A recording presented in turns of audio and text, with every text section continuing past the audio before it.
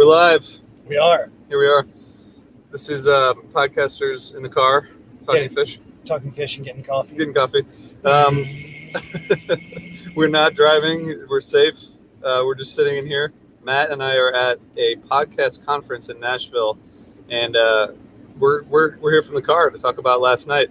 Hope everyone can hear us. This is a new place for us, the car. I don't think we've ever done a podcast from a car before. We're going to talk about last night and maybe both nights, but it's been a wild couple days here. It has. Matt, what do you think about?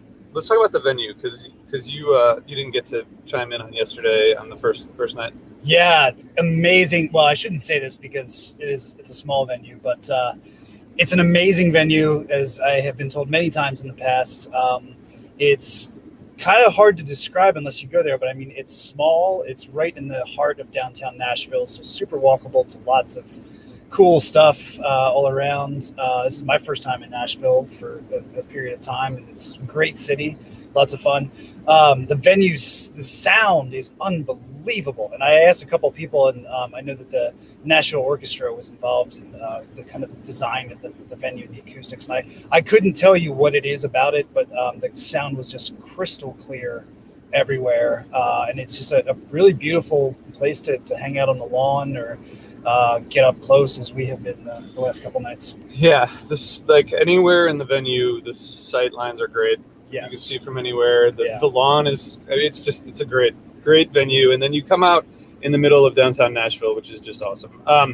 So, okay, first of all, the Jam Vehicle. The Jam Vehicle. We're brought to you by Shift Genuine Cannabis. Matt and I got to visit the ranch a couple weeks ago. We did. That was what a trip. Sweet. It's pretty sweet. They're awesome. And so go to shiftcannabis.com if you guys want to enter to win 2 tickets to the 30th, 2 tickets to the 31st of October. That's when Fish will be playing in Las Vegas for Halloween. And Matt and I know the album they're covering, but we're not going to tell anyone. Just kidding, we don't. And post comments or questions. We hope you enjoy our Jam Vehicle episode. So I wrote the Fish.net recap this morning, and I guess to me it was like 2 totally different shows. Not necessarily 2 different like bands, but I feel like last night was just so much different from the night before. Yeah, and I liked the first night a lot. I thought the second set was great. A lot of really great song choices. But last night it was like the band found another gear that they hadn't yet connected with. I'll boldly say I think the second set last night was the best set of the tour so far. Just continuous, amazing flow. One of those sets where you don't really, if you read the set list, it's not going to tell you the story because it didn't feel like a bunch of songs. It felt like one continuous musical movement, which had these little islands of songs that they sort of landed on. But otherwise, the momentum was just continuously forward for the entire set. And I think that the phrase that I've heard the most between last night and talking to some folks today is confusion. Like people were kind of, myself included, just like, what are they doing right now? Sound was so fresh and unique. I think they're really locking into a lot of the things that are new about the band at this point and embracing them. I had a blast. Yeah, there's so many factors that go into like the band being able to, well, first of all, just get out and play and get on tour, and especially in an environment like this. But for the syncing up to happen, I mean, there's a lot of variables, right? There's travel and logistics, and also just like, I don't know, more vibe related stuff. But last night they really were able to do that. It felt to me like one long piece of improv, the whole set. It really did, yeah. And I think it showcased kind of the individual strengths of the band members that we've seen on this tour so far. I think they kind of all came together at the same time. I mean, first off, John Fishman is drumming his ass off. I mean, he was a machine all night. Playing Mr. Completely, I thought, was like the perfect vehicle for that because, like you said, it sounded like you just played Mr. Completely for 2 hours straight. I mean, he just kept coming back to it seamlessly, but it just showed how he was just this engine driving the band forward. Page's synth sounds that he's experimenting with on the tour are incredible, and they were like right in full force throughout the Ghost and Bathtub Gin segment. Yeah. Dre's guitar playing is amazing. I mean, we heard before he practiced so much leading up to this tour. He's just been playing guitar nonstop. And his new guitar tone with his new amp and everything is so perfectly dialed in. And then Mike is just always Mike, right? Yeah. I mean, he sounds as good as ever. I mean, they really are all like, it's one of those, I hope the tour continues this way, because it was one of those nights where it just felt like even the band was surprised at how well it all came together. Do you think that, so we know from Ryan, from Trey's guitar rig, that the Jedi switch like turns on that bass effect, right? Yeah, it's almost, I wonder if he named it that, because it kind of sounds like a lightsaber almost. Yeah. Because it's like a synthy guitar tone. Trey was doing that a lot last night. He was. The interplay between that and Page's synths was just incredible. I mean, it was like this otherworldly sound that they were creating. I think in the Split Open and Melt, which was like the height of the confusion, for me at least, I wonder if there's any tension or something going on when like Trey's playing those kind of bass sounding notes and Page is kind of playing those bass sounding synth notes and Mike's playing the bass. It's like they're not like competing for space, but during the Split Open and Melt, it felt like they were all kind of like, it was really kind of dissonant, and it was almost like they were competing for those like the bass synth sounds. Yeah, that's the other thing I heard a lot of last night was these layers of texture that happen when they go into that space where there's not really anybody playing melody. They're just building up these like sheets of sound, and it happened even in the Character Zero last night. Like Trey took a solo, but then they just backed off and they created this like earth-shattering. It's all the only thing I can compare it to is like one time when I saw Neil Young, like, and he played an acoustic show, but then he did like an electric guitar thing in the middle of it, and his guitar like shook the entire venue because it's so loud and powerful. It was like that. It's just like this growling that builds up, and then like they use that as a platform to kind of explode again. And then Trey took another solo, and it's really, really amazing. And of course, the lighting rig just complements that so well. Yeah. If you follow me on Twitter, you know I've kind of been harping on this, but like if you haven't been to a show on the tour, the lights are very cool on the webcast, but you have to see it in person. The effect of like all of the little LED beams and the way that they project into the audience is just something that you have to like, you've got to see it in person. It's incredible. Yeah, I feel like some of the lights, the backlighting of the band, also, I wonder if they feel that, as opposed to it just being on the crowd, they're sort of like feeling it from all sides too. Yeah, that's a really good point too. Anyway, thank you guys for tuning in. The Bathtub Gin, so I thought that the reintroduction of some songs that have been played on the tour so far was actually like a huge asset last night. I think starting with Free, which was a great, way to get into the first set, but the Bathtub Gin was like, that was a great call, but it wasn't like you mentioned here, it was pretty weird and not at all like a typical kind of soaring Bathtub Gin where the tempo is super high and they just kind of like ride the wave. It felt like they just got straight back into the soup of the Mr. Completely Ghost sort of stuff. Yeah, it almost reminded me of like Randall's Island's Night 3 when they played like Long Chalk Dust Torture and the Tweezer and stuff. And like it was like seemed like they just used the composed section of the song as a way to just kind of like stop for a second, but then like go right back to the same jam that they were in. Like it was like the Ghost Jam and the Bathtub Jam were like the same thing. That segue in the Bathtub Gym was amazing. Reminded me almost of like the Raleigh 97 segue into Mike's song. Segueing into a song that you really don't think that they could do that with, and they did it so beautifully. I mean, and starting in Arkansas, like every show has had like some really amazing segues. Yeah, they're which I think is about practice, right? Like, or what allows them to so easily kind of slide into that? I think it's the telepathy that they have between them, that like Trey can start to do something or anybody can start to do something, and the rest of the band is just there with them. Yeah. You see, I think the way that Fishman integrated the Mr. Completely beat a lot kind of speaks to that, because like he would do that, and then the entire band would sort of pivot and like go into a different style of jamming. Like, no matter where they were, it was like, oh yeah, let's hop back on the Mr. Completely train. So what do you think about the difference between the two nights? Like, do you think that, what is it like, just comfort and kind of like getting into it that allowed them to get to somewhere last night that they weren't able to the night before, or what goes into that? I mean, who knows? It could be anything. There's so many X factors at play with that.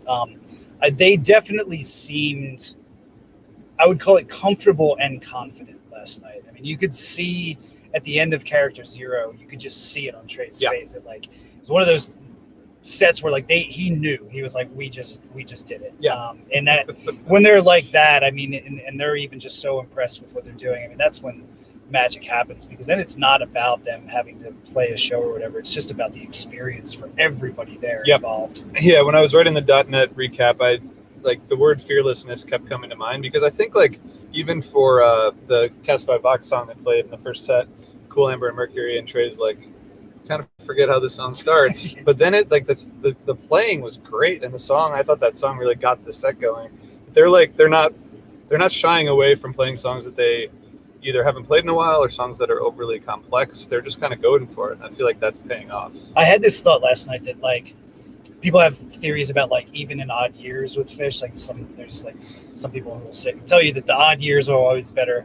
I'm wondering about even and odd eras of the band, because I'm wondering like 4.0, if we're going to call it that, almost seems like 2.0, where sometimes the composed sections are a little bit not quite where they should be, but the second they start jamming, it's like magic, and they can just go long and in lots of different directions. That is interesting. That's a completely ridiculous thought. I like it. I like it. Our friend Craig, if you're watching, he's the biggest proponent of the even odd years. So we'll see if 2021 stacks up. I mean, you kind of like that theory has to hold true, because 2020 only had 4 shows. Although they were good shows. They were really good shows. What else about last night? I mean, I feel like the first set was really strong both nights. I think the first night, both first sets were great. The Fluff Head closer, I don't know. To me, like they're just, the composed parts are so much better than a lot of these songs. You know, the other thing I'll say, and I need to, I don't think this is maybe like 100% true, but I think it's kind of true, because I re-listened to the shows, and of course you have a different impression when you're not there. Yeah. It seems to me, and this is not scientific, I have not checked this out, but it just feels like the tempos are way up from where they've been in the last couple of tours. Interesting. Specifically coming from Fishman, I mean, like Fluffhead was like pretty fast last night. It didn't feel like it dragged. They nailed all the changes. Yep. Every single part of the composed section was great. And then once again at the end, the whole jam at the end, I mean, like they kept going around and around and around, and it just probably one of the best Fluffheads in a while. I mean, these composed songs, the complex songs, they're nailing them. It's crazy. The tempo thing is interesting, because I felt like the whole psychedelic soup of set 2 wasn't super up tempo, but Fishman was playing like you said, just he never slowed down. Yeah, it wasn't like the tempo wasn't that fast, but he just was like the rhythms that he was playing were very complicated and very driving the entire night. He's also, I don't know if this is something new in the mix, or they have some different mics on his drums or something like that, but the drums sound fantastic on the tour. I noticed the snare in particular is really loud and up front, and I wonder if maybe some of that is helping as well, just to kind of like get the rhythm out there in front of you. That's a good point. I would say that I can't really like choose a highlight. It's kind of funny because the whole show kind of felt like one the entire long thing. Really, yeah. It was just a set. That's the highlight. Yeah. How do you feel safety wise at the shows? I feel good. I mean, this venue in particular, it's like completely open air. There's not even like a tent over your head like I had in Arkansas or anything like that. Considerable number of people masked up, which was great. Just in kind of transit ways and stuff like that. But I didn't know, people were kind of like giving each other their space and stuff like that. Arkansas, it's funny, like other people said they didn't get this, so maybe this is just my own feelings projecting, but like I felt a little bit of like weirdness among the whole crowd. I think it was just like the first time a lot of people coming back together, being around a lot of people. There was a little bit of like a lot of like space and stuff, or as people were walking around Shakedown and things like that, and like maybe not as much like talking and hanging out with everybody around you. People just sort of doing their own thing. The last 2 nights have felt a little bit more relaxed, but also simultaneously a little bit more like safe. Like people have found their rhythm of like, when should I wear a mask? When am I good to go? Like talking to people around them about, levels of comfort and stuff like that. So I think we've after a week of this, we've all sort of figured out how to do it in a safe way. Yeah. I think that's totally true. That's how I felt too. What else? Nashville's awesome. Great time, great town. We're a couple of podcasters at a podcast convention, so it's pretty awesome. I don't know if you can see the water park behind us. We're going to go down the big loop-de-loop water slide. That would be really fun. It's so intense. Yeah. It looks a little scary. So on to Deer Creek, and then a bunch of other shows. What do you think? What do you expect it to just keep driving? I hope so. I hope this wasn't a unicorn and that they keep going in the direction that they hit last night. Think about like in 2015, for example, like once they locked in by about Atlanta or so to, the sounds that they were searching for in that tour, it's like the shows just get better and better and better. And you didn't think they could get better. Yeah. Like, a show that was would have been a high watermark for any other tour was just kind of the launching pad for the rest of the shows. So I hope that, when we're in Hershey next week in Atlantic City, that we're talking about like, man, we thought Nashville was good. Yeah. But, woo. I think that, so Jeff, thanks for tuning in. He just said similar grooves in these jams. We're not hearing a lot of like major key Bliss jams, which I know is like, they're super fun, but they are a little bit of like, I don't know if I would call them a crutch, but they're like a little bit of like they're a reliable place to take improv for them. And they haven't really done it. They've been like kind of pushing in this totally different direction. They're going for more weird for sure. I don't know if that's a conscious decision, if they, talked about it or anything like that, but it does seem like there's a freshness to what they're doing. And it's not, these shows definitely stand out from the last couple of tours as having a unique sound. And I will say the weirdness, I think I mentioned earlier, like really the apex was with the Split Open and Melt jam. We saw our friend Drew Fish after, and I knew that like people like him, that's like the kind of jam they live for, Yeah. And he said that's the, that's the best when everyone stops dancing because they can't really figure out what to do, and everyone's just kind of standing there staring and trying to figure out what's going on and where we are. I feel like that was a moment where I was like, wow, this is getting out there. And it reminded me of the 7-6-13 Split Open and Melt, which was at SPAC. Like they don't do a lot of those super weird melts, but that was really cool. And Drew had a lot of complex and smart things to say about Fishman's drumming, and you should check him out on Twitter because he'll probably tell you about it more than I can. Jackson, what's up, man? Thanks for tuning in. First sets. Yeah, that's a good point. We didn't have any big jams in the first set at either of these two shows. Yeah, that's accurate. I mean, I will say I thought Fluffhead kind of deviated a little bit. It didn't go type 2 or anything like that, but it had a little bit of an extra something on the end of it. But I've also dug, I mean, I've thought that the song selection in the first set has been really good, at least for my taste. I mean, I think so too. The new song last night, Evolve, from Lonely Island, that sounded great. The night before that, even like, Haley's Numberline and Divided Sky, just like the songs that I want to see in a first set. Yeah, I really liked Evolve, and I hope there's more Lonely Trip stuff coming. I really liked Halfway to the Moon. I thought they were playing in a really, I don't know, they were just in sync from the beginning, which is awesome. The first night they came out with, Punch in the Eye opener, and that was like a real big swing, and I feel like last night they sort of eased into it. And by Cool Amber and Mercury, it was definitely taken off, which is awesome. Yeah. Thanks everybody for tuning in. We are going to be back for some Deer Creek stuff, and hope everyone who's heading to Deer Creek is ready for some amazing music and classic venue. It's going to be an awesome weekend for everyone. So I think Matt and I are going to go back and learn more about podcast stuff. Yeah. Shift Genuine Cannabis, thank you for supporting us. And again, we're doing this contest, shiftcannabis.com. You can win tickets to 2 nights of Halloween, airfare, accommodations. It's a pretty sweet contest. So enter there, and thanks for tuning in, Ryan. Ryan, have a blast, man. I hope you guys have fun out there. I know Jason's going with Ryan, two of our longtime listeners and friends. Everyone have a blast at Deer Creek. We'll see you guys soon. Thanks for tuning in. Thanks, Matt. Yeah, be safe out there.